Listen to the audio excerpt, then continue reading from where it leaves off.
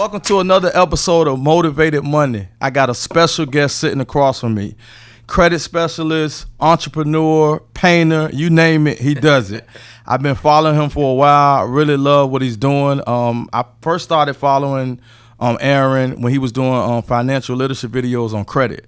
It was real rare, especially in our area, to see somebody talking about credit on their social media. You know, most people use their social media to bullshit or fake flaunt or whatever like that. But you was actually teaching people how to build their credit, things they could do or whatever like that. And that caught my interest a while ago. So me and you started following each other. So I had already had this vision in mind to do Motivated Money. And you was like one of the first people that I wanted to interview. That's why I kept hitting you up. I wasn't trying to be like Worson, but I was like, I wanted the first episode to kind of be credit. Okay. And then we talk about the different businesses you can do once you got your credit and your money right. Because what better way to start than your credit right and your money? You know what I'm saying? So, yeah, that's the foundation of it. So I'm so happy to have you here. I know you're a busy guy. I appreciate it. Thanks for having me on here. No problem. So let me ask you this, Aaron. You was born and raised in Virginia?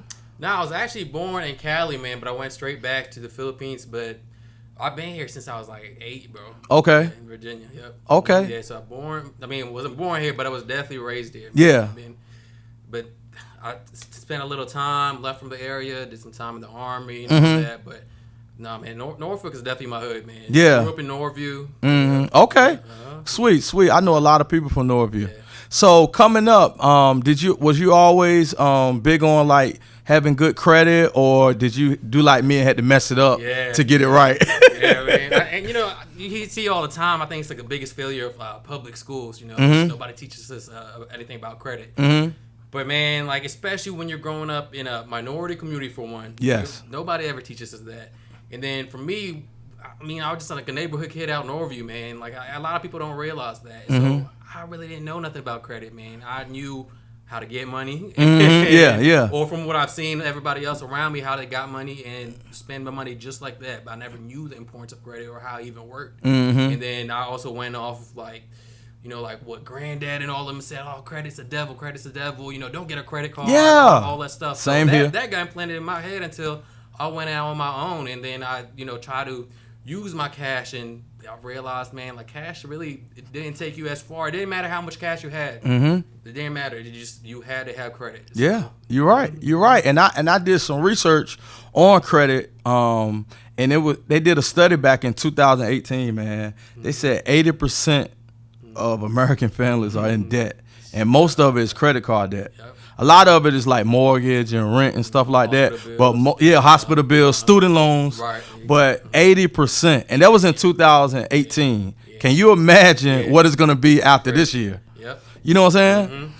Man, you really don't see a lot of this stuff like that's pushed out on the news until you research it yourself, like you just did. Yeah. It's actually an epidemic, man. It's an epidemic with debt right now. Mm-hmm. And student loans is a real big thing. Mm-hmm. Man, it's sweeping everybody. Yeah. It's one of those things. It's like, man, you have so much student loan debt. It's like by the time you do find your job, career, if you find it, it's like you're so far in debt. It's like, how are you going to survive like that? Because they're going to get their money one way or another. Absolutely. You know what I'm saying? And the thing, man, so many people have like great ideas they want to push out, but we can't because we're enslaved to our debt. So we can't even push that out there. And there's people out here that got, like what we're saying, like money like that. Yeah. You can't put anything. You can't just get, even if you had money right now, and I tried this before. I had money and I tried to pay for an apartment for the full year. Yeah. They wouldn't approve me, and I was just like, you know what? I'll just pay for the full year. Full year. They wouldn't let me do it. You gotta have credit for a lot of stuff. Jobs, I'm just saying, you can qualify and everything for that job. You can pass the security background check and all that, but if your credit doesn't check out for that career, you're not getting hired. You're not getting hired. And that's crazy because it goes to show you, people with money, they just think they can do and buy whatever they want. Mm-hmm. It's limitations to everything. Yep. You know what I'm saying? So let me ask you this. What's the best way for somebody fresh out of high school who don't have credit yet? Mm-hmm. What's the best way for them to start building credit at a young age like that? Because I know for me, when I got out of high school, that's when I fucked my credit up. Okay. I got a little Capital One card. They kept approving me for more and more, and I kept swiping it. Right. I was always a shopper, so I was like, man, I could get this and don't got to pay for it now. Yeah. Swipe. So what is your advice for somebody fresh out of high school, 18 or better? What is your best advice for them if they want to build their credit? Man, first thing is they have to educate themselves on credit. Because it doesn't matter if you got a credit card and stuff, if you don't know how to use it, man, or how credit even works, I'm telling you, it's literally a game, man. And even up to this day, I have a lot of people that I mentor that are business owners that still don't understand how it works out. You really have to go out and see, the time we live in is so beautiful, man, because we don't even have to pick up a book anymore. You can go on YouTube, or you can find an inspirational person on Instagram that knows their stuff and follow that. But for that person, man, when you turn 18 or you get out of high school, you go to college, or even if you don't go to college, man, they're going to get bombarded with credit card stuff. They can take that credit card, man, just use it very sparingly and very strategically. A lot of times people say just use 30% of that. Man, that's not even true. Yeah. What? Well, tell me about that. That's not even true. Really what it is that the banks, they like to, the most simplest way you can look at it is that there's really levels to it. Okay. Where the bank, if you can think about it like your parents that got some money, you know what I mean, and they're giving you an allowance. They give you a little bit first to see how well you do with that. You do good with that, they give you a little something else. Yeah. For the bank, that's kind of like how it is. You use this credit card, you can use it for just maybe putting like your gas or something on there, right? Just some of your gas for that month. You want to figure out what that statement date is. Not the date it's due. It's the statement date. Okay. Pay it right after it reports then. Okay. Right after it reports, pay it. So you zero out the balance again and just do that over and over again. And then eventually the bank will be like, you know what, this person right here, they good. They're good. So let's go ahead and trust them to the next step. And most of the time that's going to be auto credit. You go apply for your auto loan and then you do the same thing again. Start making sure you're paying on that on time. Okay. And then you can ask for more stuff, man. Okay, so basically pay it a day after or a couple of days after you get the statement date. Right, because what the thing is, sometimes people who have good intentions, even to have good credit, they'll pay it, but they'll pay it before the statement date, and it won't show up. It won't show up at all. It's going to show up as a zero balance, and the bank also doesn't like that because not having credit is also bad credit. Yeah. Okay, that's a good tip. Okay, let me ask you this, because I know about credit, but that's one of the reasons why I got you here, because I don't know everything about it. So when a younger person asks me, I tell them the best way if you want to build it up is to go to the bank and get a secure card. Am I telling them the right thing? Yeah, that's a good thing. Okay. A secure card actually is used mainly for people that got the way I see it used more often are people that doesn't have credit yet. Okay. So like younger people and stuff like that. And that's what they can use to build on that. A lot of times, secure cards will have different contracts. Some places will have 6 months or a year. Okay. And the contract would be like, listen, if you use this the right way for 6 months or a year, we're going to take the security off of this card and just make it into a normal card. So then now you're running around with just a normal credit card, and that's ultimately what you want.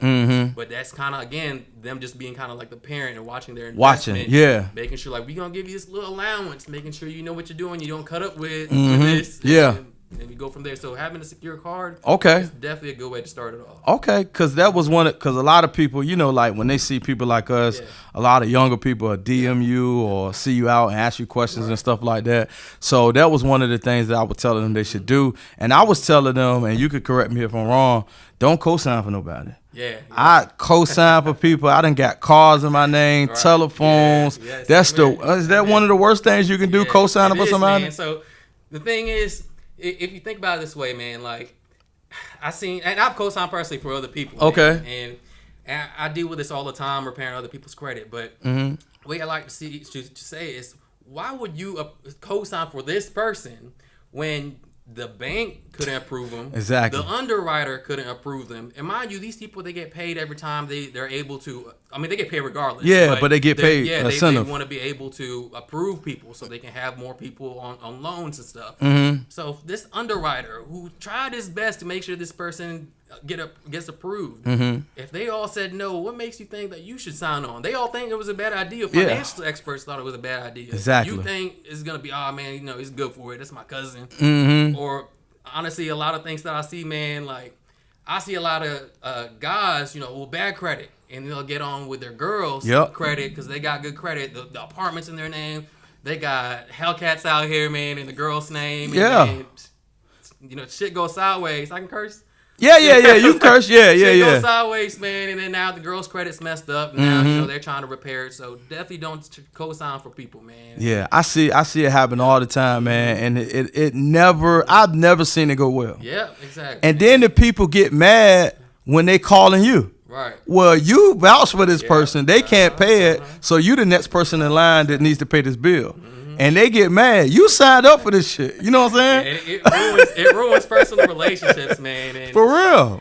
And even with family, because your family be the main ones. Hey, man, I'm trying to get the new Benz.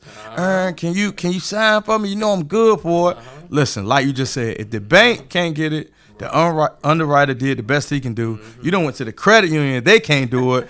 Why should I give you my money? Exactly. And then that's the biggest fallout that we have with people is you over money.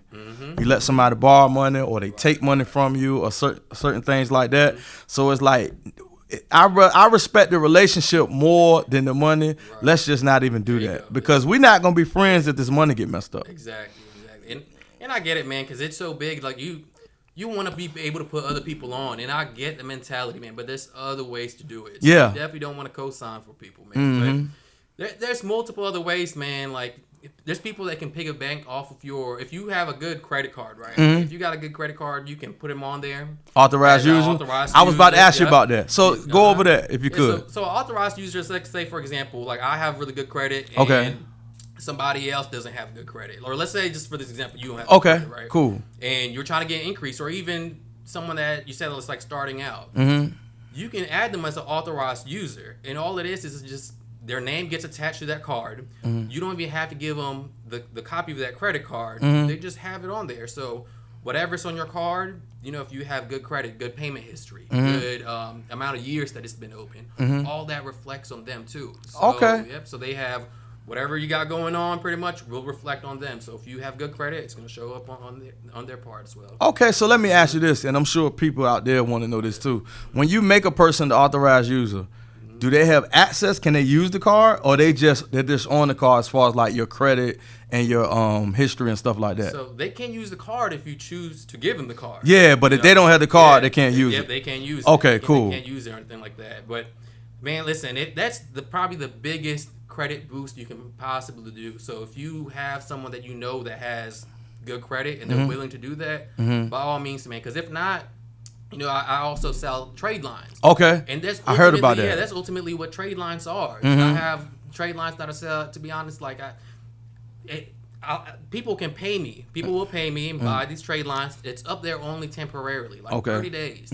So people that's trying to get approved for loans or approved for a house and they just need a quick increase, they'll buy that out, have it on their credit for 30 days temporarily. It'll increase their score, and that's that. But ultimately, all that is they're just piggybacking off as an authorized somebody user. else. Okay, okay. So that's a good service that you provide. Yeah. Okay, sounds good. Now let me ask you this: for somebody who's late 20s, early 30s, they fucked their credit up. I mean, it's in bad shape, and they in a hole so bad that it's like it's no way they can pay all this stuff.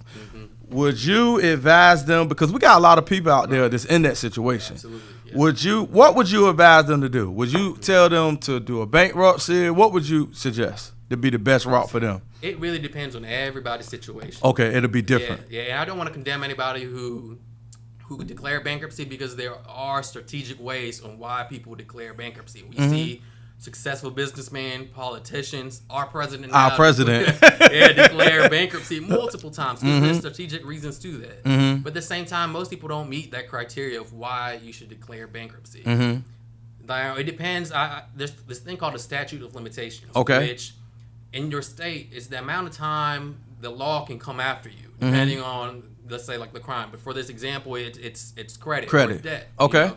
So debt, like in Virginia, they only got 6 years for people to for the debt company to go after you. So after the 6 years, it falls off. And in other states, man, it's even way less than that. Some states it's like 3 years. So that's something to keep in mind when you want to declare bankruptcy, because a bankruptcy stays in your record for 7 years, right? 7 years, and it don't look good. And it doesn't look good. And to be honest, even at the time, you still see it on there. And a lot of lenders, that's something they're gonna have to look at. Like, you know, this person had to have bankruptcy before. Do we want to work with them? Yeah. So that's definitely something they want to look at. And versus, do you want to just repair your credit? So.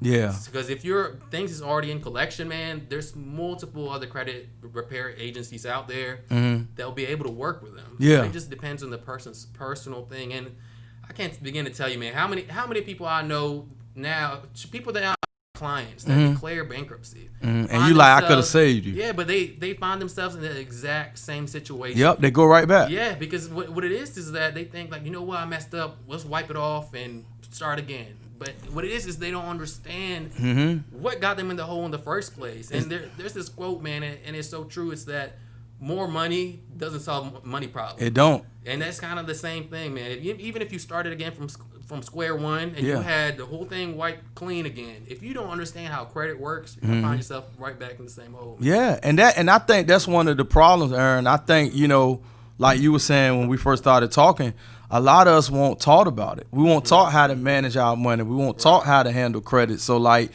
you said, wipe it clean, but if you don't have that knowledge or that understanding of what to do with it once it's clean, you're going to keep going back to the same position. Like, I know a lawyer, and he handles bankruptcies. And he said, Twan, you know what's crazy? Like you just said, the same people come back. And he gives them extra information to study, you know, books to read, Rich Dad, Poor Dad, all these different things, and they go in the same situation because they feel like, man, I'll just pay him $1,200 or whatever it is, he'll wipe it clean. You don't want to keep doing that. One is already bad, but you got multiple bankruptcies. It's going to be hard as hell to live a good life years from now. You know what I'm saying? Yeah, and that's another thing. A lot of people get caught up in their credit score, which is important. Don't get me wrong, it's very important. But also, what's important is the fact that what's in your credit file. Okay. So if you look at it like your credit is kind of like your grade, pretty much, and what you see between 300 to 800, that just sums it up. But when you go apply for anything, they're gonna look at like what makes that up, what got you to, you know, to the score you're at right now. Yes. So there's people out here that probably, you know, have 700 to 800, but when they look in there and they see that there's bankruptcies, the banks are still going to look at it like, I don't know if I want to mess with them. Yeah, because I could approve them, and then overnight or years from now they declare bankruptcy again. That just doesn't sit well with me as an investor. So that's something they definitely want to consider if you're declaring bankruptcy, man. You can have a good score, but if your credit file looks a mess, like, you're not going to get approved for nothing. Yeah. Yeah, that's the worst thing you could do is mess up your credit, man, and not have the knowledge or know somebody like yourself that can help them repair it. You know, that's the thing. Like on my Instagram, that's really what I do. Is I try to teach people about credit. A lot of times people get it confused where I repair credit. Like, yeah, that's what I do ultimately, but that's only as a result of people not wanting to do the work themselves. But I'm trying to. And that's also why I wanted to get on here. Yeah, I want to get the knowledge out there. I want people to understand how credit works, so we can really just break the generational thing that keeps going and going. Because, man, if credit is so powerful, if you understood how it worked, it has the power to bless the generations and generations after you. Yeah. Because, man, like I'm still in college now. Like, you know, I did the military now. I'm in college again. But I remember even when I was in high school, man, I was going out to like college campuses and stuff. Yeah. And don't want to stereotype, but, you know, I had known white people then who had cards and was just charging them like, oh, it's all right, my mom and my dad going, you know, pay. Yeah, and they're crazy. I'm looking at my, y'all crazy as hell, like, how the hell? But, you know, when they get out, they got great credit. And that's what it is because their parents, you know, was setting them up the whole time. They were charging stuff, paying it off right away, and then, boom, like, their credit's just increasing over and over again. And that's, man, it's so powerful. And a thing that I like to tell people is that if you understand how it works, then your kids will be set up. Because specifically in the minority community, man, I see it so often where people put their kid's name on like bills, right? I was about to ask you about that. Yeah, at least I see it all the time on bills, on credit cards, and when they get out, when they're 18 plus, or they don't. A lot of times people don't realize how effed up their credit is until they go out and apply for something, and then they're calling grandma or mom back. What is this on my name? And imagine if we knew how to do it right, where you put them as an authorized user, or you got them a credit card at a young age, and then you did right by that credit card. When they got out of high school, man, they'll be straight. 800 already, and can get anything they want. Versus messing up their credit. Now they're not only just starting from square one, they're starting in the negatives. That's no good, especially to be starting off at that age with. That's crazy. So that's one of the reasons why I wanted you on, because like I said earlier, I was looking at a lot of your IGTVs and you was preaching, man. The one thing that resonated with me is you look like us. It's not like an older person because telling us something. Right. Because like I know, man, you relate more when it's somebody in your age group, somebody that looks like you or whatever like that. A lot of times when older people, and there's no disrespect to older people, but a lot of times when older people are telling you something, you heard but you don't hear. Right. But if you're looking at a person in your age group that looks like you, and they're saying, look, man, you need to get your shit together. Right. Your credit score ain't right. Let me help you or give you the knowledge you need to fix this. Look what I'm doing. Not on the bragging stuff, but look at what I'm acquiring. Look at the moves I'm making. I couldn't do this if I didn't have the mindset, because that's the first thing. You have to have the mindset to want to change, to want to be better. Right. And then I can show you the steps to repair your credit and to keep it there. Right. You know what I'm saying? Absolutely. Because this is another thing I want to ask you. I see this meme all the time. Would you rather have an 800 credit score or $1 million? Man, personally, that's tough, man. That's tough because that's a personal thing. Yeah, it depends, man. It really does. 800 has a huge buying power. Yes, but you got to have income to match that buying power. Exactly. So that's the thing. But me personally, I'd rather have $1 million. You rather have $1 million? Because with $1 million, you know what to do with it. Yeah, because I know what to do with it. Because I put myself out there now as I teach financial literacy and credit and stuff. But like you said earlier, I'm an entrepreneur at the end of the day. So if you gave me $1 million, I'd be able to flip that around very fast. And then if you did have that, you could pay it off. Yeah, exactly. That's the other thing. I was just like, man, I'll just pay everything off right away. Because when I seen that meme, I said, whenever I get a credit specialist, like yourself on. That's going to be one of the questions that I want to ask them. What would they do? Yeah, and I probably would do the same. Yeah, and that's because you're an entrepreneur at the end of the day. But it depends, because you might as well ask somebody, and they're probably going to say 800. Yep. And that wouldn't be a wrong answer either. Yeah. You know what I mean? Because, no answer is wrong. It's just depending on the person and it's depending on their mindset. Right. Because you can fuck that $1 million up. Yep. You know what I'm saying? So I think that was a good answer you gave. Yeah. So let me ask you this: when people are buying these cars, we see it in Norfolk a lot. Yeah. People got S550s, they got Lambos, they got G wagons, and different things like that. As far as credit, now, what advice can you give some of these people that's getting these cars that are paying these high interest rates on them?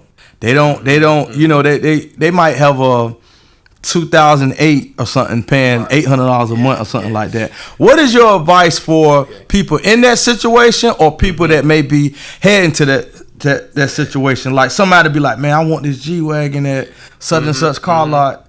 It's a 2008, but they ain't changed the body style. I can get away with it. But your credit is screwed up. So you paying $800 for 2008 when you could have got something fresh off the lot. Right. So what is your advice to someone who may be in that situation or who may be thinking about going that route and knowing their credit not right? Man, first off, I want them to ask themselves on why they want to do it in the first place. Yes. Because Dave Ramsey, another really good financial literacy teacher, very well known, he said this thing. It resonated with me before because, like I said, I didn't always know everything I know now with credit. People just like, people spend almost a whole paycheck or more just to impress people at stoplights that they don't know. And you stayed at a stoplight for like 15 seconds, man. People that doesn't even know you. But, man, that's the thing. Why are you doing it? Yeah. What's the point? Why are you doing this? So that's the first thing. The other thing is that what I see is a lot of times people don't really understand what APR means. You know Break it down. Yeah, so... breakdown of that is if you're, let's say the car's 10 grand. You know, obviously, it's going to be way more than that. Yeah. If it's 10 grand, man, and your APR is 27%, that thing is accruing every day for 27%. So even if you're making your payments on time, man, you're probably never going to get out of it. Never. Like, you have to multiply that cost to the APR rate to get that. Like, the payoff amount, man, it's ridiculous. You'll be paying that car forever. Yep. So more than likely, I don't even know. I've never seen anybody make it out of those cars. More than likely, they get repoed and just messed up their credit even more. And those banks or the car lots, they want that because they want to get that car back and do the same thing over again. They're going to find somebody who's going to want that car. But yeah, exactly, man. And that's with what you're saying. I think really what it is that people that around here or just in general, they really want to flex, man. To be honest, this is all it is, man. That's all it is. But people want to live the life that they see off of Instagram, but not understanding that those people that you're seeing, man, like it takes work to get there. They didn't get that overnight, right? And to be honest, like now, man, like I just got my Mercedes. Actually, I just got my Mercedes, but man, I had shitty cars for a real long time, and so this is actually like the newest car I've had, man, and. You know, so now people are hitting me up. Oh man, you know, that's so great. Like I'm trying to get a car delivered to me too, and then they'll go out and and try to figure out, like you said, get these OG wagons and stuff like that for crazy rates. Not understanding, like man, like we didn't get here overnight. No, it was a build up. Yeah. So I would say those people to chill, man. Just chill, enjoy what you got right now, or make it work, or really just educate yourself on what's going on because. You might have to roll around in an older Honda or a newer Honda. Yeah. And for like a year or 2 years until you figure out, what you want to do. Yeah. You see that so much, man. And it's like, I'd rather have the credit and the money to pay for the stuff. Right. I don't want to flex if my credit scores are 500 and I got $2,000 to my name.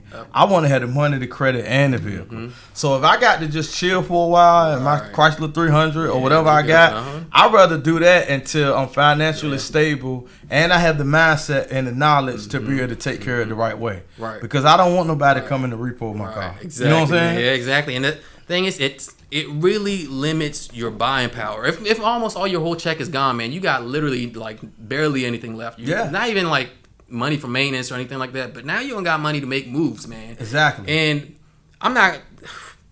everybody, you can get your money how you get it. I don't care how people get their money. But the thing is, if you're limiting your buying power, man, like you're limiting how much more streams of income you can make off of that, off of a car. Yeah. Now imagine if you waited on that, stay down for a little bit.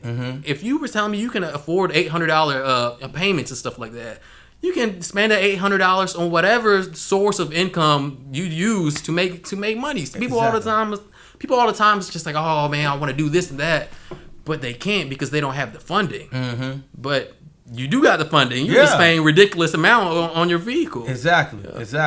So you being an entrepreneur and having multiple streams of income. Let's talk about how, especially nowadays in 2020, multiple streams of income is necessary. Right. So let's talk about that. How do you feel about, or what would you say to somebody who doesn't have multiple streams of income? What kind of advice would you give them to get it? Man, listen, it's just, I've seen this analogy where it's just like if you were sitting on a chair and if you took away one leg, which is your one income, that chair not gonna hold you up. You can fall. Yeah. You like to think of the income as the same exact way. And I know people have been preaching this over and over again, but I think coronavirus has really exposed that for everybody now. And now, during this time, people were expecting the government to bail them out. And it's like, man, like, good luck with that. They ain't got so much money. Yep, exactly. But then now, like, that really exposed it. And I think that a lot of times, man, people have this misconception where for you to get multiple sources of income, is that you need a lot of money. You don't? Yeah, you don't, man. It's really like, it's all up here, man. You really just gotta be on your stuff, man, and understand what is it that you're trying to do and set goals on how to get there. Exactly. That's the best way to move, because I tell people, don't have all your eggs in one basket. Right. That job can lay you off tomorrow. Right. You know what I'm saying? Like you just said, with the one leg on the chair, or that company could shut down. You know what I'm saying? Somebody else could take your position. Yeah. And even with your own business, man, a lot of times I see other entrepreneurs like, oh, I'll pay myself, blah, blah, blah.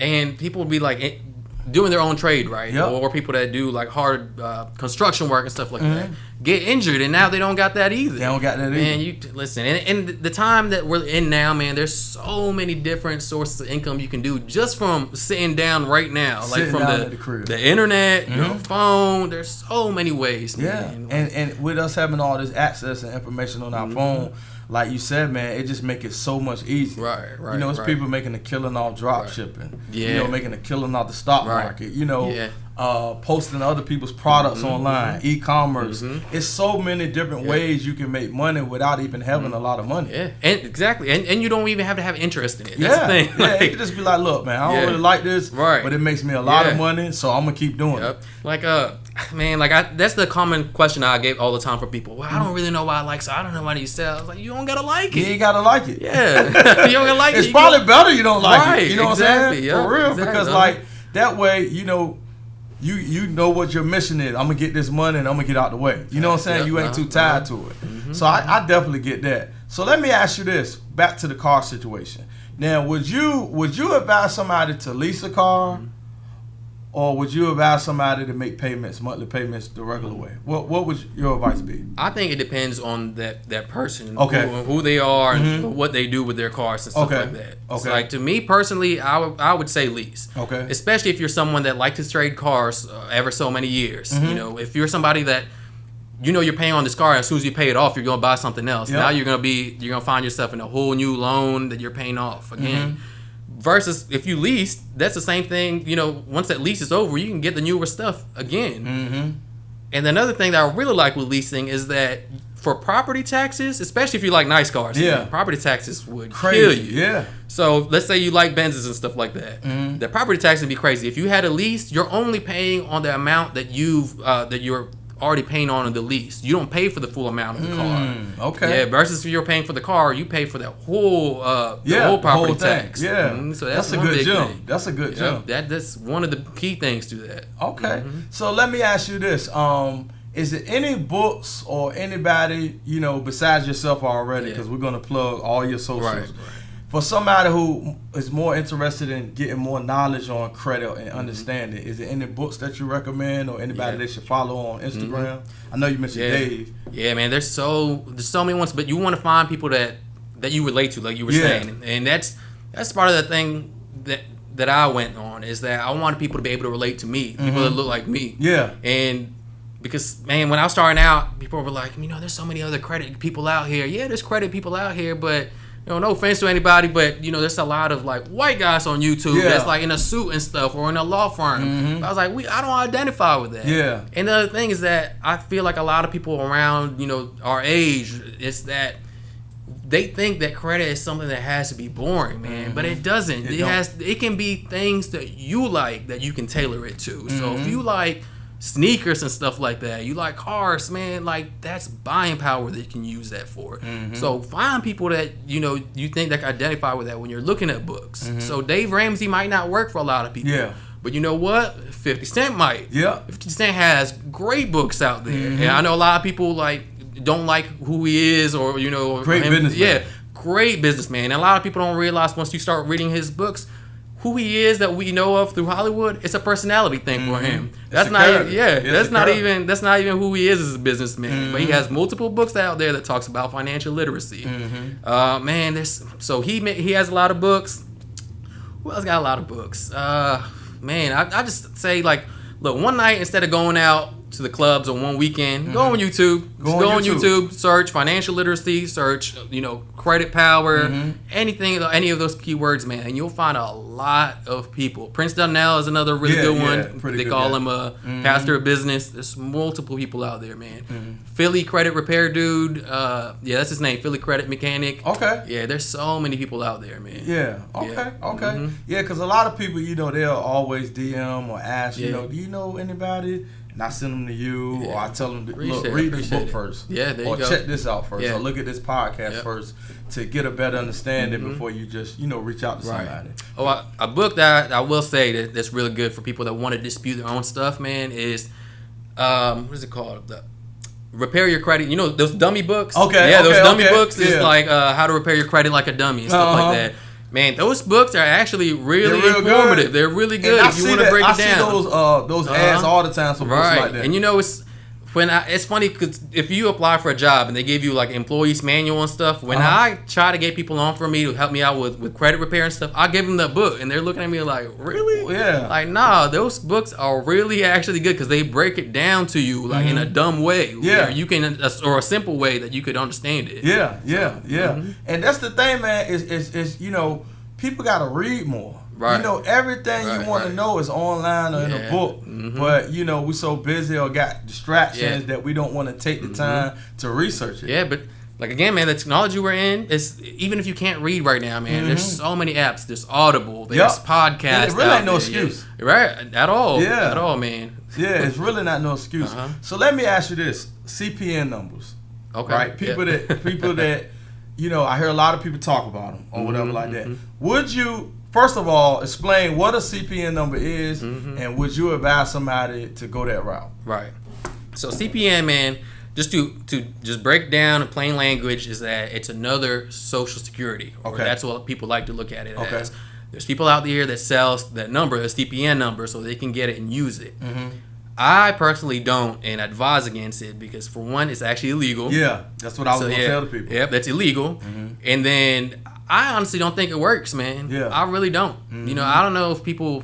I'm sure there's been people out there that probably have had success with it, but it's illegal, man, and it doesn't really work. You can't buy another Social Security number. That don't even sound right. It doesn't. And man, like, good luck trying to use it. I know people who have spent thousands of dollars and bought a CPN and then try to apply for Cox Cable and couldn't even get approved for it. Yeah. Man, it's really...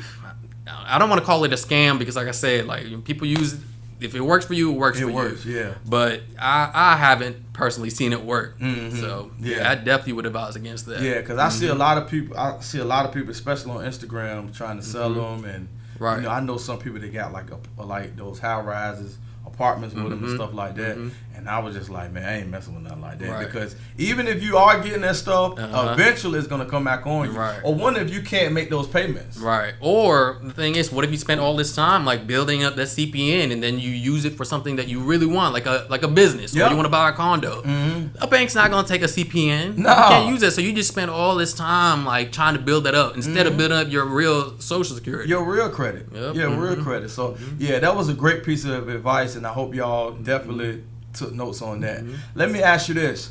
Would you advise somebody with a business, would you advise them to acquire everything on their business credit or get everything with their personal credit? What's the differences and what's the advantages and disadvantages? See, that's another thing I was going to say, actually. Instead of CPN, that's rather where I advise people. That's why I asked you that. To get a business, which is your EIN number, employer identification number, which also has the same power as your Social Security number when you're applying for credit and stuff. There's business credit. For people out there that don't know, there is business credit. It works pretty much just like your personal credit. Yes. And you got to take care of it, build it up just the same. So it depends, man, on people's personal thing. Again, I know I keep saying that all the time, but that's a good answer. Yeah, there's not a one thing for everybody. And you got people out here who might do it but don't understand how business credit works, and again find themselves in the exact same hole. Or if not worse, because then now you're dealing with bigger entities that's like the IRS and stuff like that. So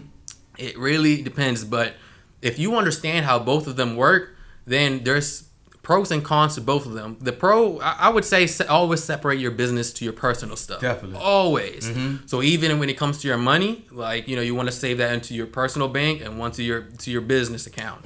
So the same thing goes with business credit, man. You can't buy so many cars and put it all on your business credit, and then you got employees and stuff under you, and you got business partners with you, because that affects everybody. It affects everybody, not just you. And then they're gonna find that out the hard way. Y'all gonna all file taxes together. Then now people are pointing fingers, because now you're affecting my taxes because you did something dumb with with our business credit. Exactly. So I would say that you want to separate that too. Now, there's multiple, strategic way that you can do stuff, man. Like, if you want to go apply for multiple EINs and have different purposes for that, then by all means. Yeah. Because there's people out there like me and you, we got multiple different streams of income, multiple different businesses. And all those business credits, they got different ratings on them. So, you know, if you got one that you know, like for me, my Virginia Credit Repair is more personal to me. So I might charge stuff on there that are like things that I actually use for me because it's just for me. But if I have S Corp out there that I have me and my partner on, like I'm not gonna charge anything on that. You gotta separate it. Yep, exactly. So let's talk about Virginia Credit Repair. Yep. Let's talk about it. Let's tell people all about it. What services you provide and everything like that. Right. So for me, man, it's credit repair. Okay. I focus on getting people's collections and stuff off. That's just one piece of the puzzle. A lot of things I like to do is educate people because I don't want to find them in the same hole. And also is that their credit, what it's made out of, and the things they have to do in order to get the 800. And I like to tailor it to when I have one-on-one meetings with clients. Okay. I like to ask them what they want to do, man. Because not everybody wants to get a house. Some people want to get a car. A lot of people don't want to either get that. They might already have a car. They're good with it.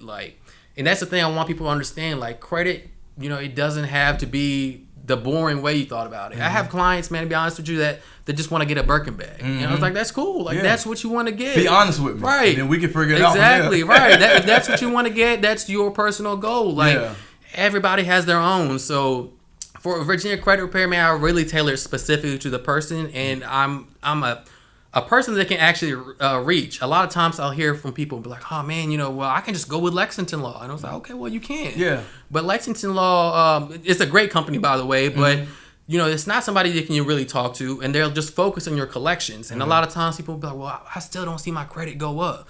Because credit repair is completely separate from credit building. So with my services, I not only repair their credit, I'll also build their credit. And it's two separate things. So I might have all the stuff off your collection, and I might tell them, hey, you know, now's the time where you can get a secure credit card. Apply Capital One. I will need you to put just 10% on that card.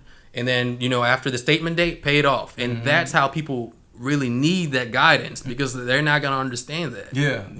And I know, and I can tell from talking to you, that gives you joy when your clients actually listen to you. Yeah, and they actually do the right thing. That's better than the money, because it's like, man, I saved one. Man, absolutely, man. And, man, I'm telling you, nothing frustrates me more when they don't listen to me. Yeah.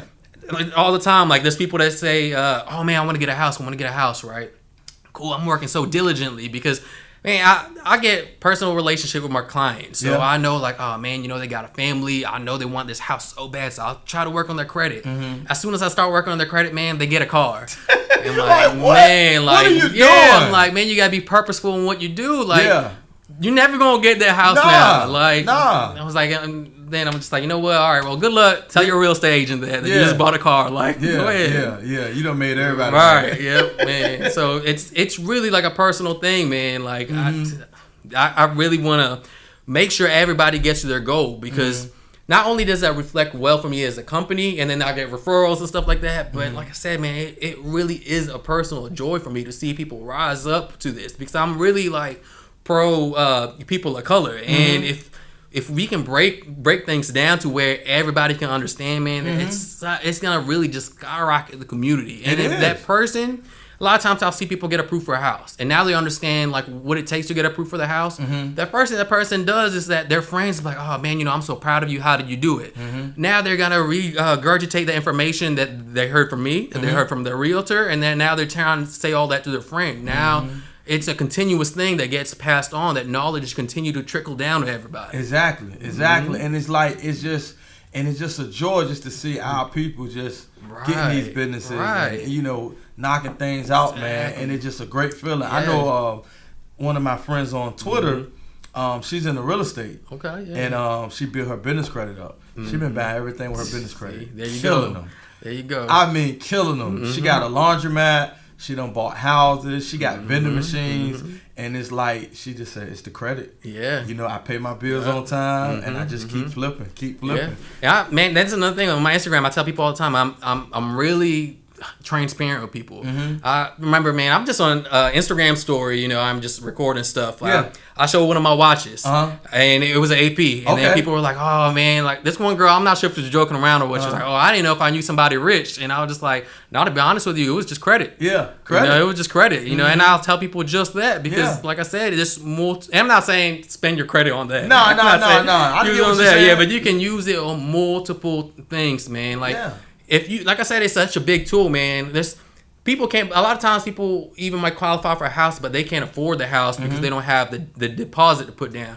Man, if you got a credit card that can cover down all that closing costs and stuff like that, all that 10%, use that. Use it. Get it. Refinance it. Get the equity. Pay that back off, and just repeat it over and over again. Man, there's so many ways. There's so many ways. I know people because I mess around with real estate a little bit too. I know people who go to the auction and get those cheap houses, and they pay for with their credit card. Yep, exactly. They flip it, put the money back, do it again. There you go. Yeah. So it's, I mean, like you said, if you got the knowledge or you got people around you like you that can tell you or that can hit you, look, don't buy that watch right now. Let's get this property or whatever we need to get, then you'll be on the right path. Now let's talk about debt to ratio.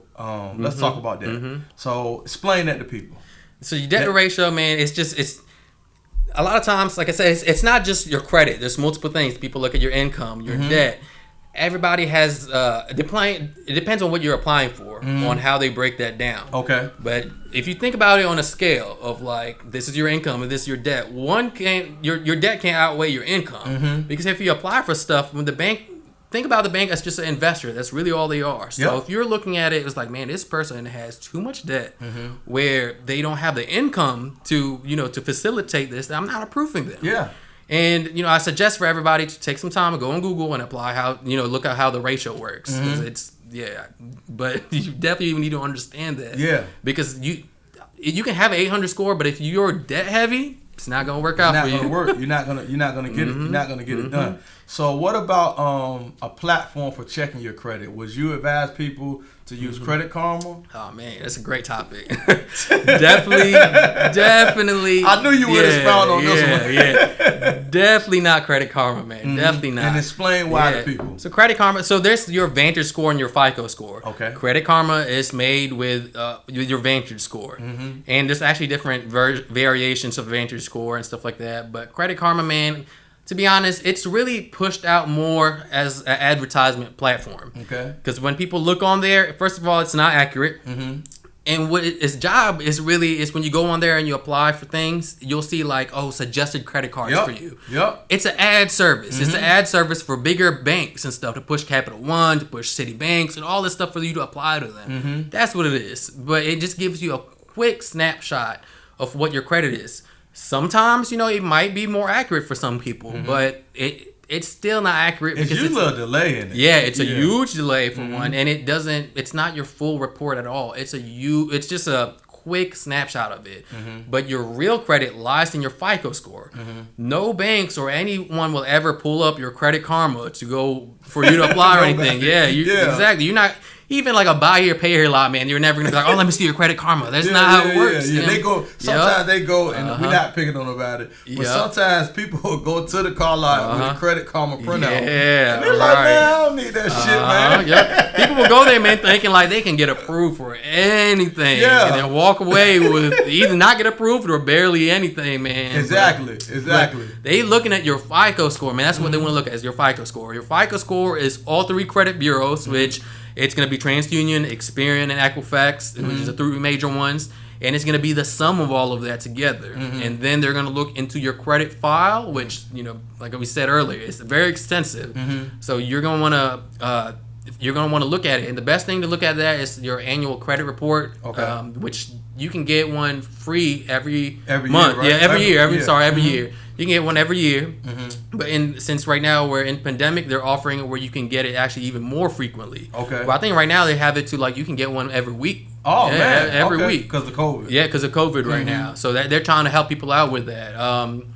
So you can do that. But if you're really serious, man, with repairing your stuff and looking at your credit, you're going to get one from Experian, which is really good, but you're going to want to spend the money, and if I were them, and get one where you can see all three. On Experian, there's an option to do that.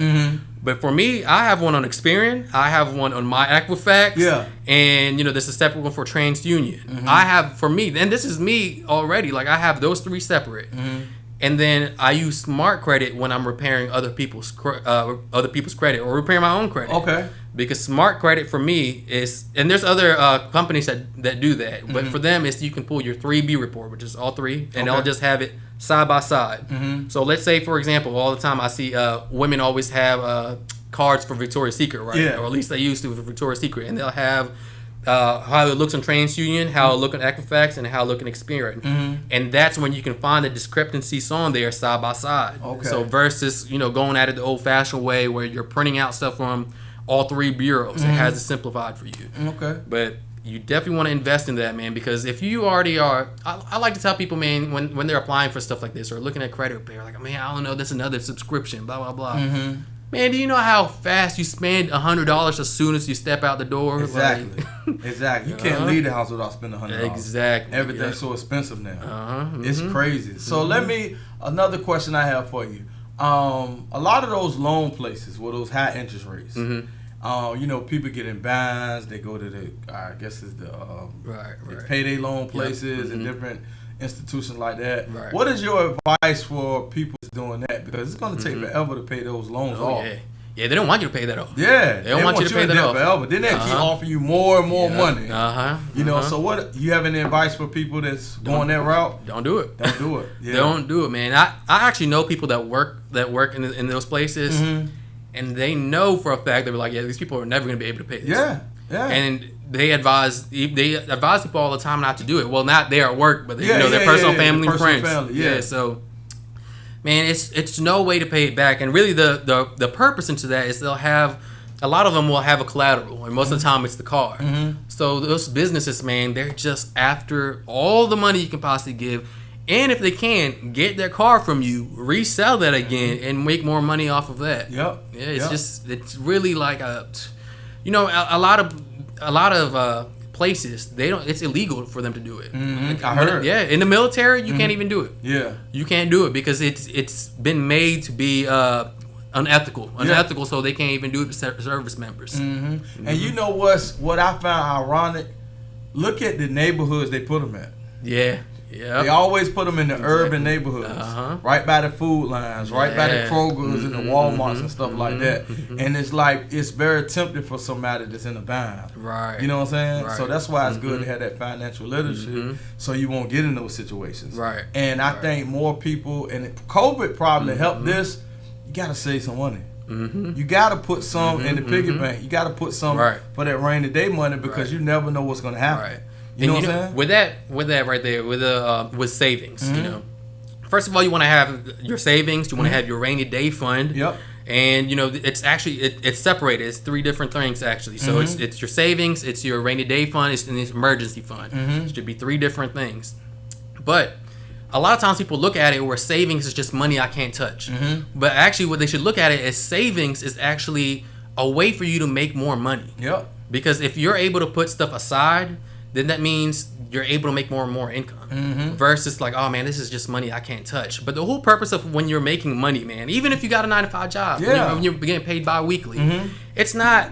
Most people's mindset is just like, you know what, I'm gonna go ahead and spend this right here on this shoe or whatever, or maybe even pay this bill because my paycheck's in 2 or 3 days, and they got that mentality permanently. So they'll never get out of the bind. They can never. They're forever enslaved in that. But the real purpose of it is you're supposed to be able to put some to the side, and then spend whatever else on bills and all that, and have this to the side for you, because that's what we're working for, is for us. Exactly. But a lot of times people don't realize is when they're working, man, they're working for everybody else. They're working for the banks, working for their cars, not for their own stuff. So if you start treating your savings like a personal way to pay yourself, then now that's really where you want to be at. Yeah. I follow this guy because I'm big in the stock market, and one of my mentors is a guy named Mark Moreau, and he said every dollar you own should be an employee of yours. It should be working for you somehow in some way. And that just stuck with me. You know, being an entrepreneur and having different businesses. And it's like, man, every dollar need to be going to something that's going to bring me some money back. Right. Or at least majority of the money you make. You know what I mean? Absolutely. So saving is good, but you need to put some of that money to work as well. Exactly. If you have, you know, a business or an idea or something going on. Rich Dad, Poor Dad. Rich Dad, Poor Dad. As I say, that's a great way for people that's trying to get into finance stuff to really look at. But that's really the difference, man. A lot of times people will just work for money versus, you know, having the money work for them. And to be honest, man, I'm not somebody that's this different type of financial people. I'm not big in savings. I'm not. Yeah, I'm just being honest. Yeah, same here. I'm big in investing. Yeah, but I believe you should still have emergency fund. Yeah. That's definitely a thing. Yeah. But I'm big in investing too. Me too, like, because I feel like, not to cut you off, I feel like that might have been cool 10, 20 years ago. Right. But you're not making no money off your money when it's in the bank like that. Now, you need money put up for something happen, or trying to purchase should be emergency fund. All of your money just sitting and saving in your checking account. It's what, 2%? You know what I'm saying? You could be in the stock market. You could be in real estate. You could be doing a lot of stuff, turning that money around. You know what I'm saying? So I just be telling people it's good to have money put up. But if you don't have it invested in nothing, it's just sitting. It's not growing. Yeah, you let somebody else use your money to do what they want to do. You know what I'm saying? Because when that money just sitting in that bank, it's getting, we can loan this person this. We can loan this person that. And we just giving you 2%. And a lot of times, man, it'd be funny because those cards, they have servicing fees still on savings account. The servicing fee actually is more percentage than the 2%. Ain't it crazy? Yeah, so a lot of times I have people coming to me like, I don't understand why my savings didn't grow. You know, so like, because you got 2% on here, and let's say, for example, like the servicing into that bank account would be like 5%. Like it's never going to grow. Yeah. Unless you're obviously putting in more than that. But that's what it is, man. People gotta have the knowledge and they gotta read, man, because like everything is on the internet and in these books. Like, you know, and one of the things I want to do, and I definitely want you to be a part of it, when COVID, you know, finally clears, I want to do a seminar. I want to do some kind of business conference with credit, real estate, stocks, all these different things. That's kind of one of the reasons why I started the show too, to introduce people that may not know you or other people about your services, about you. So when we do have that conference, that's the guy on episode 2. Aaron, he's the credit guy. You know what I'm saying? Because each person can help each other hand in hand. You know, with my sister being a real estate agent, you being in the credit, this person being into this. That's that family tree you need. I'm with that. Everybody needs everybody at some point. You know what I mean? Absolutely. And that was actually one of my plans too. And me and my guy Nato, we were trying to do that. We were trying to do that early on this year. We were trying to do that earlier on this year, and then we thought about maybe we should switch this to virtual with everything going on. But yeah, man, it's definitely another thing is even if you're not reading and stuff like that, which you should, but if you can't, you know, I would suggest even in your personal circle, man, just surrounding yourself with the right people, man. Mentorship or just DM, man. Like you can people I'm sure can DM you and ask questions. People do it to me all the time. Like, hey, you know, I know I'm not your client and I know you're busy and stuff. And I'm like, no, I'd love to answer. I love to answer. I want to help people. Right, you know exactly. Yep. So if you can even have people, man, just ask them. Like, so you can prepare yourself on what you want to do and how to move around, man. And really, man, people shoot the shot all the time. People's DMs. You can't shoot somebody like on DM to mentor them or ask them how they do this. Exactly. You know what I'm saying? Or even like for real estate and stuff. Like, you know, people wait all the time until they think they have everything together, you know, or they think they do to reach out, and their real estate agent be like, well, you got to do this, and that. Where you could have been preparing for that. You could have been preparing for that. You could have been reaching out. Okay, let me get this checklist of everything I need to get. So that's definitely one of the things that I want to do once everything clear up. And like you said, even if we got to do it virtually, I think it's needed. And I think right now it's the prime time because everybody want to be an entrepreneur now. Everybody want to have their credit right now. It's sexy now. You know what I'm saying? 5-10 years ago, we wouldn't be sitting here having this conversation on camera. Absolutely. Now everybody want to hear about it. It's popular now. It's trending now. Yeah, it's getting there, man. And even for credit, man, that's still an uphill battle for me. That's still an uphill battle for people to want to listen because a lot of times people lose interest in it. These people lose interest. It's crazy. People love to talk money on Instagram or love to flaunt money. But people lose interest when people are talking money for a length of time on there because it's hard for them to get through. They get distracted with something else. But man, it's really something they need to educate on. But I believe like things like this podcast right now, when people can identify with you or with me, is that it really switches things now. And that's how like credit or talking finances start really becoming sexy. You know what I mean? Where people now want to be entrepreneurs because they see like, okay, so he can drive this or he got that, you know, he got condos in Miami. Like, you know, they see how what it can be. Where versus before we just see like these old people, you know what I mean? We're like, oh, they got credit and they're just using it for their retirement and stuff like that. Like, nah, it can be things that we're interested in now. Yeah, you can get it now. You don't have to wait. And no disrespect to the older people, but you don't have to wait till you're 50 to get the Benz. Right. Because, you know, that's all we used to see back in the day. Like, man, this dude retired from the Ford plan. He got the S550. Man, he's killing it. Man, I don't want to wait till I'm 50 to get it. I want it while I'm 34. Yeah. You know what I'm saying? I can't tell you how many people I know, man, that got, like, cool shit, man. Like, I'm sure you do too, man. People that got like big businesses out here off Granby Street. You know what I mean? And they think they're buying everything cash. No, that's that business credit. That business credit. They ain't buying all that stuff. You know what I'm saying? But it took them to gain the knowledge and to get the understanding of it. You know, and really, like, it's no excuse. You know, especially after watching this episode, people can contact you. If they can't get you, they can contact me. I can send them to you. But it's really no excuse now. You just gotta open your mouth and tell a person what you're trying to do, and they can help you. You know what I'm saying? And even if this person can't help you, they can give you some books so they can link you to somebody else that can help you. You know what I'm saying? Because, you know, we got to break these curses, man. And we got to build generational wealth. Exactly, man. It's really deeper than what it is right now when people are just like, oh, it's credit and stuff. It's what you spoke on and the fact that, like, if you pay attention how things are centered around like our community or like urban communities and stuff like that, where the payday loan places are here or they throw hell of like high interest rate and student loans and stuff like that. Like or you see how all the G-Wagons now, there's a lot of stuff driving around here in Norfolk. There's a reason they get imported on this side because they know that that's what people are going to spend on with this high interest rate. That's what they're going to spend. But in turn, man, like it's really a new form of slavery, man. It really is. It is. Because now I know so many people who are working 9 to 5 or even got great jobs, but before they can even go home with that money, man, already pulled out their bank account. Already pulled out. Ain't it crazy? And then my thing was, you know, especially this year, it was so much free money going on. So much free money going out, I mean. And it was like, I saw people buying cars, 30-day tags. Making monthly payments. Now, you could have took that money, you could have started a business, you could have paid off all your debt, you could have bought that car cash. You went and got a monthly payment, and you just got 10 grand from the government, 20 grand from the government. At least fix your credit up. Exactly. Man, that's First thing I'm doing, I'm going to get a car. Why is that? Why when we get money, we want to go get a car?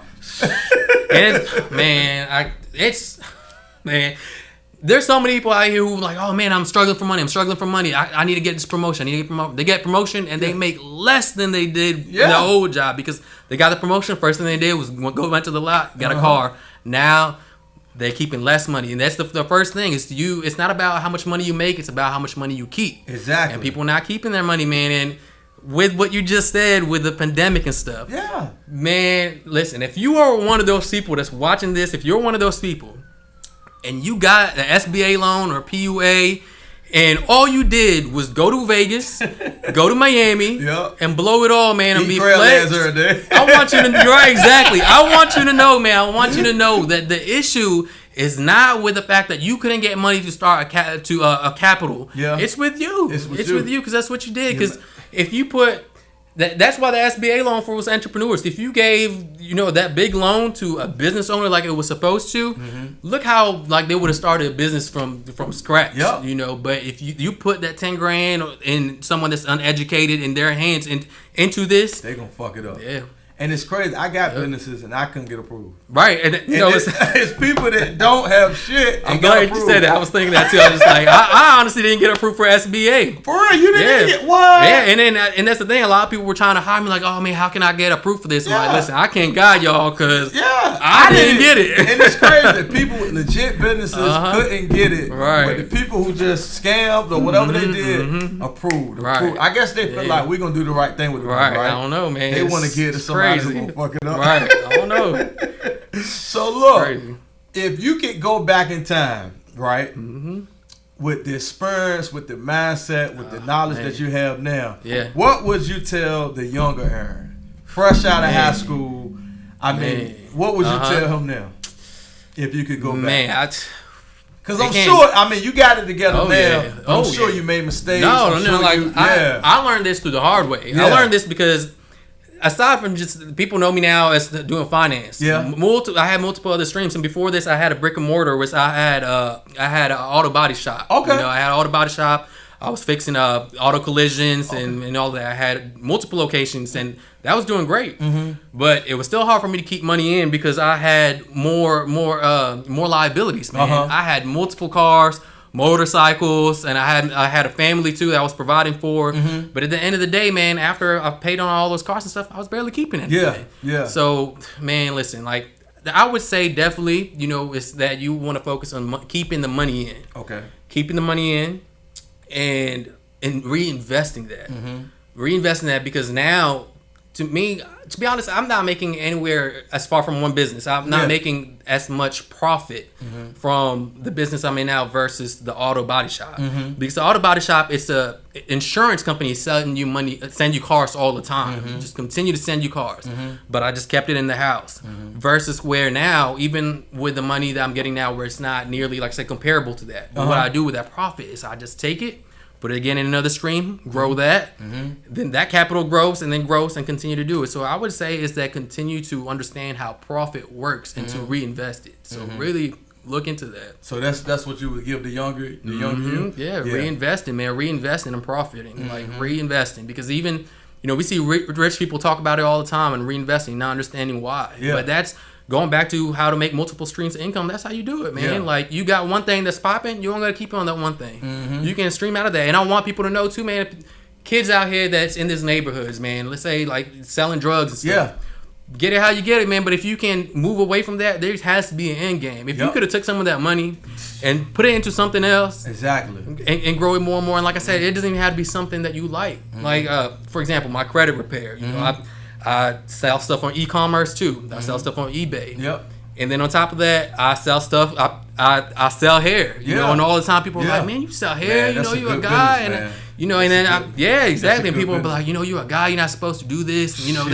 Like, so you telling me like, do you think Nipsey was funny? Like, what do you mean? I was like, Nipsey also was selling hair. He had a hair store. That's a good business. I got money inside hair. That's a good business. Exactly. And they were like, well, I don't see you posting anymore. You don't got to. You ain't got to. Right. Making money. Exactly. Why do our generation, our society, if we don't post it, it's not happening. Exactly. If we don't post it, we're not making no money. If me and you don't post all our money in our hand, we ain't got no money. If you don't show the car, Aaron ain't doing that. You know what I'm saying? Man, for real. I get that messages. I get the messages all the time now. People are like, "Oh, how come you haven't posted a picture yet with your boats?" And this is my same message all the time. Like, "Oh, I didn't know I had to." Why do you gotta do that? Exactly. And that's the thing. People be like, "Oh, how did you get? How did I get the boats right?" And that's the exact same way. I just laid it out for you. I laid it out to you. I understand that people out here want to be seen and stuff in boats and stuff. They're like, "Well, how'd you get it?" I'm moving my profit around. And then the thing is, I was able to do that because I didn't have high payments on a car yet. So, like the payment I was making now on my Benz, I just put that into buying hair. And then I sold a little bit of hair, bought some more hair, and then I used that, and I bought a boat, and then or a membership for a boat, and then now instead of what I'm paying the monthly on the boat, other people are paying it for me. Paying it for you. Yeah, because other people are renting that boat. Let me tell you, one person that rents out my boat a month pays for that boat. Everything after that is just free. So then now every time I drive to the marina and I get on my boat, man, I didn't pay for that. Somebody else paid for that. The same thing for my banks. When I calculate stuff now, man, it's like, you know what? How am I gonna buy for this? You know what?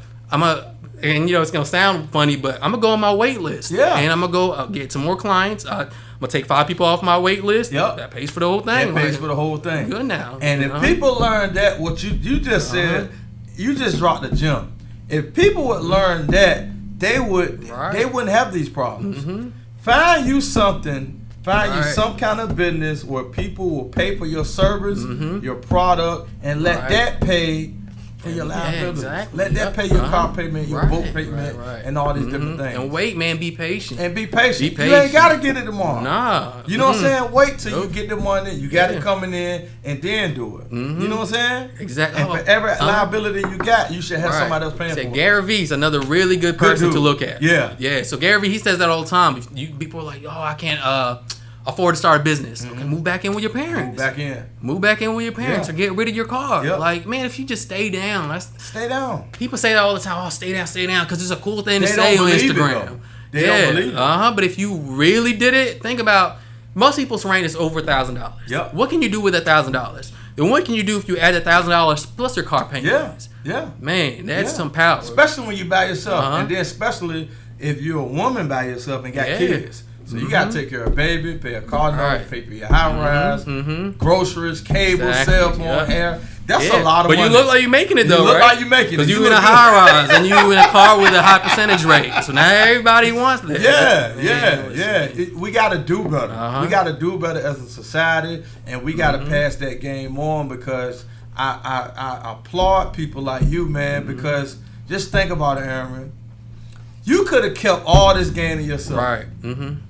You didn't have to teach people and spend your time doing your IGTV videos and most of your posts. That's all it's about, financial literacy. You didn't have to do that, but you was like, you know what? I want to see other people up here with me.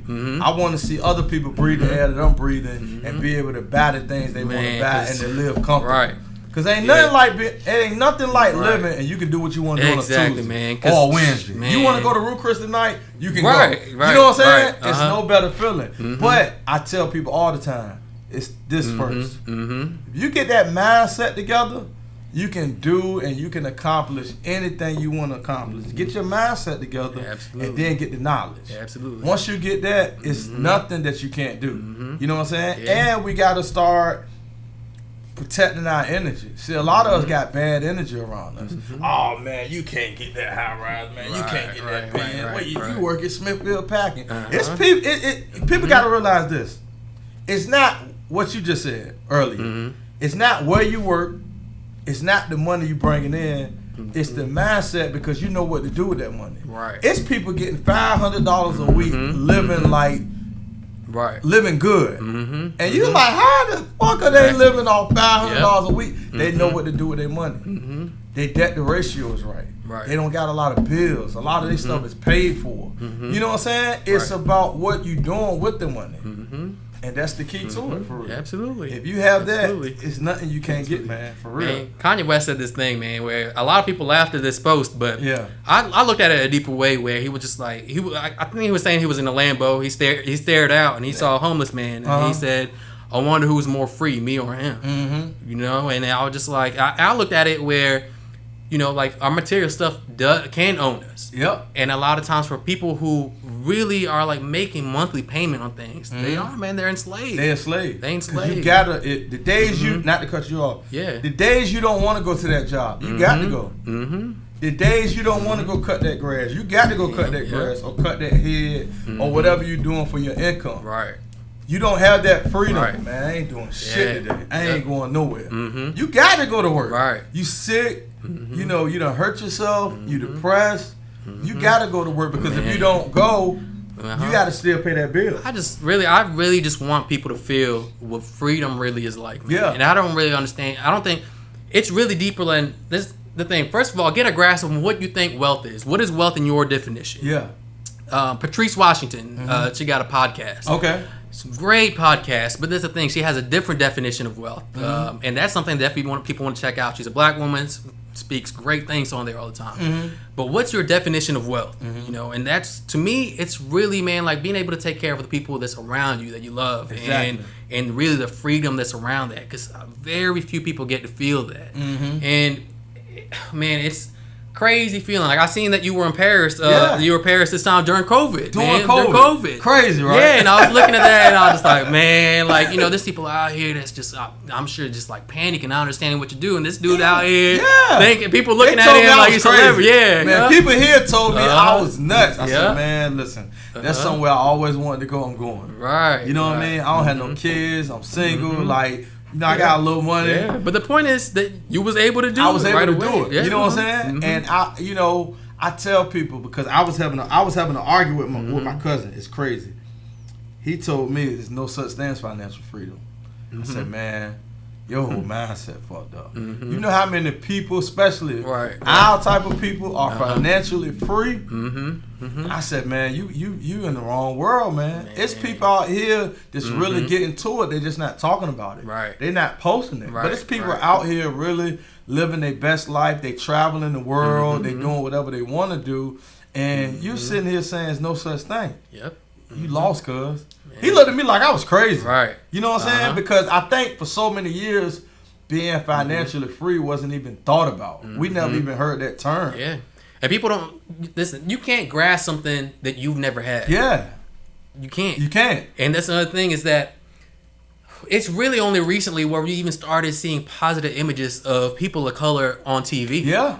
Before that, it was always just somebody on the news, somebody doing something like that. So now we just started seeing like more positive images. Yeah. And and that's why it's really a mindset, like you were saying. Yeah. The first thing people want to do when they start making it is start letting everybody else see that they're making it. Yeah. And then that's their ultimate downfall, man. Ultimate downfall is because now you got things that's enslaving you. Yep. So then now you got people that is like him that can't fathom what it's like to be financially free. And I told him, I told him when we was having that conversation, I said, cause my goal was to be financially free by a certain time. He was like, man, shit, you ain't just negative. And I'm like, man, it's really people out here doing it. And if you look it up, it's a lot of minority billionaires.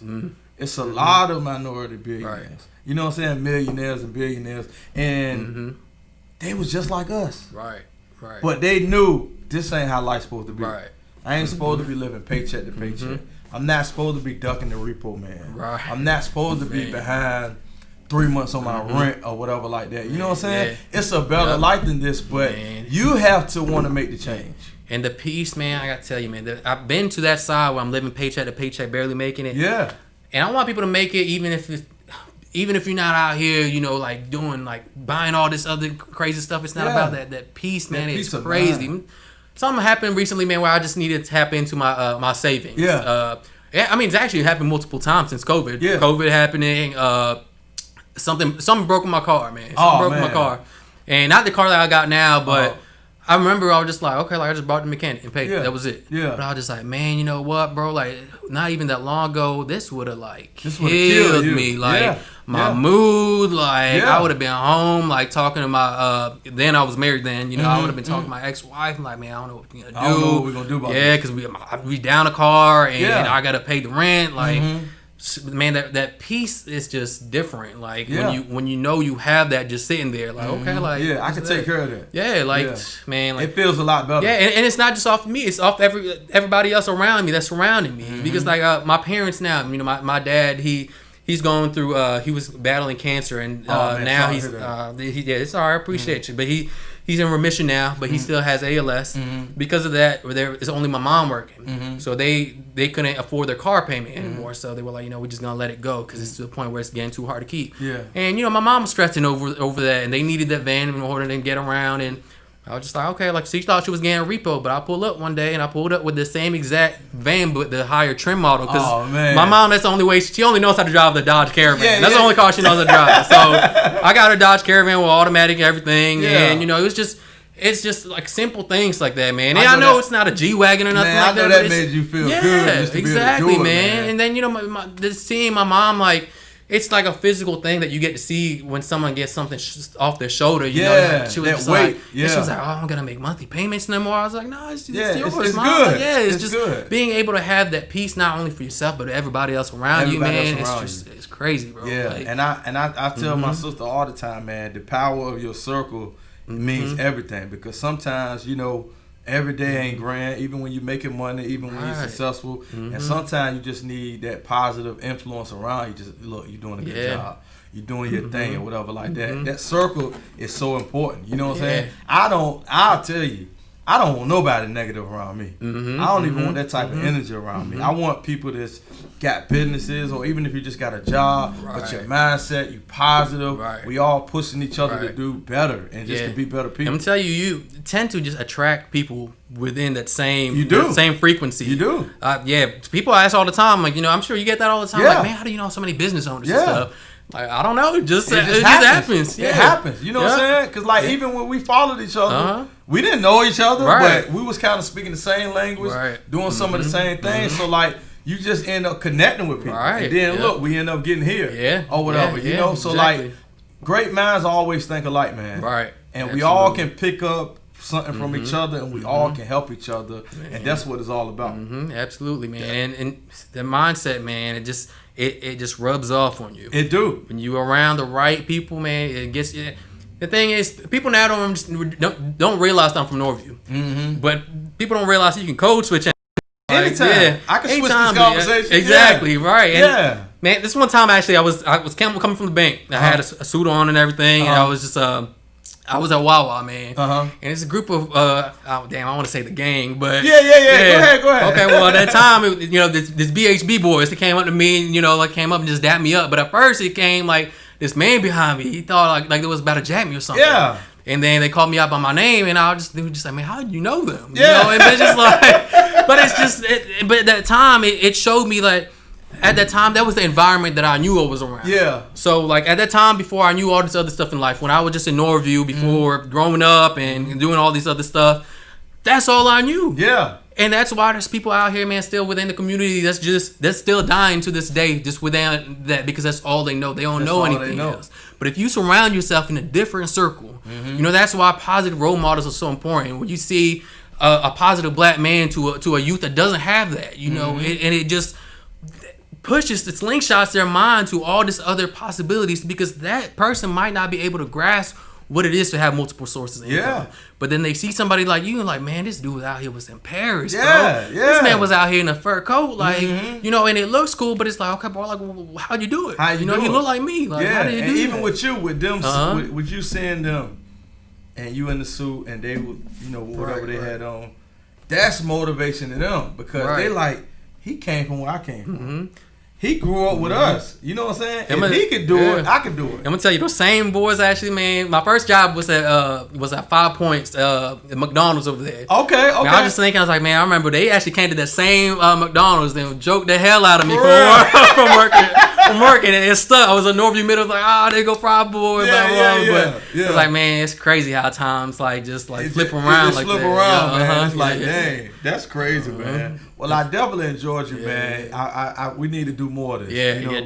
Definitely gonna be a part 2 and 3 to this, because I think this is something that people are gonna look at a lot. It's a lot of gems in this episode. Right. You know what I'm saying? So before we go, I want you to tell the people how they can find you, how they can contact you, your website, and all that good stuff.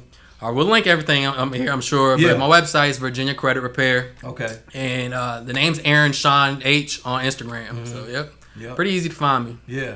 All right, man. Well, I appreciate you, man. Thanks for coming. Thank you, man. I appreciate it. Thank you so much, man. Appreciate you.